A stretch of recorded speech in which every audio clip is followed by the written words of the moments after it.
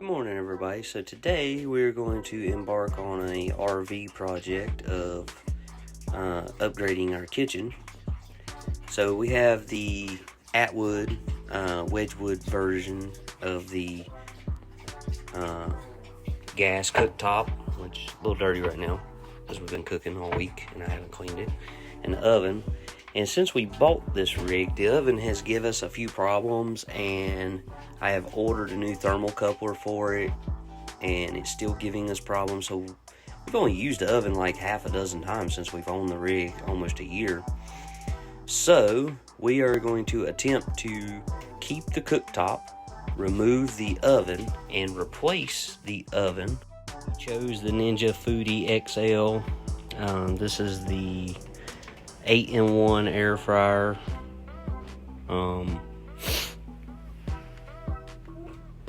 This is the one we chose because the measurements fit for what I wanted to do with it. And the top just unsnaps to get the top cover off.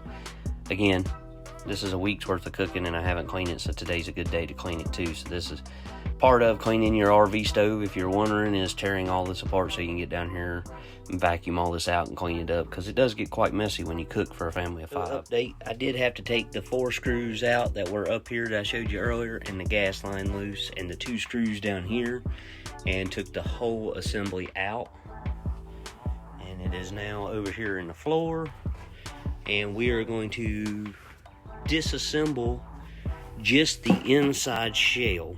We want to leave these outside panels and try to leave this back panel with the exhaust, because we are going to be putting the electric oven in here, so it will have to have somewhere for the heat to escape from.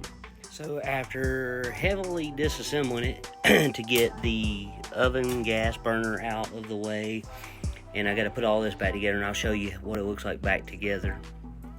But you basically got to completely dismantle this thing to get the oven shell out. Now we are going to reuse the wool blanket on the outside, and we're going to tape it to the outside of this to keep any heat out of our cabinet that we don't want. Same thing back here. We're going to actually put the wool on the back side after we put the heat trap back on. And we are going to modify this heat trap hole a little larger so that we don't choke our oven down, but it is going to fit in here almost perfectly. Alright, so we got the case back together here and got all the screws back in the case to get the case back together. We got the valve manifold and back in. We got the burners back in.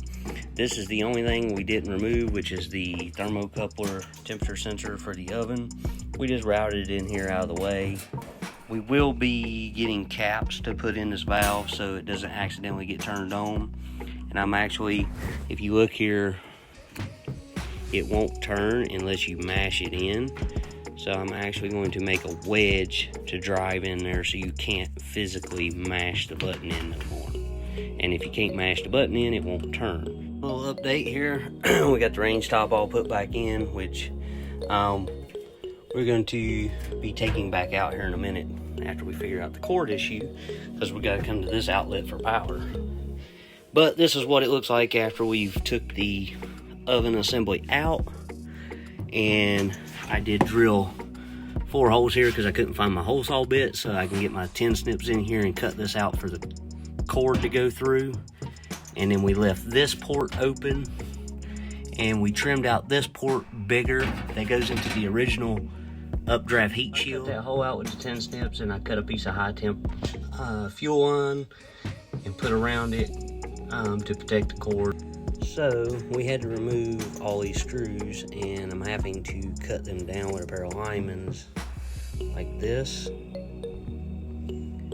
so that when we screw these back down, it doesn't screw into the top of our oven. So my goal was, we have an Atwood stove, like I said in the beginning. We did not use the gas oven because it gave us nothing but problems, and it was extremely small inside. Compared to this oven, this is twice as big. But I wanted it to go right here, and it allows me to have ventilation on each side and gives me plenty of room to do my cooking. And we still have our full gas cooktop to be able to use. So now I have the kitchen that I like.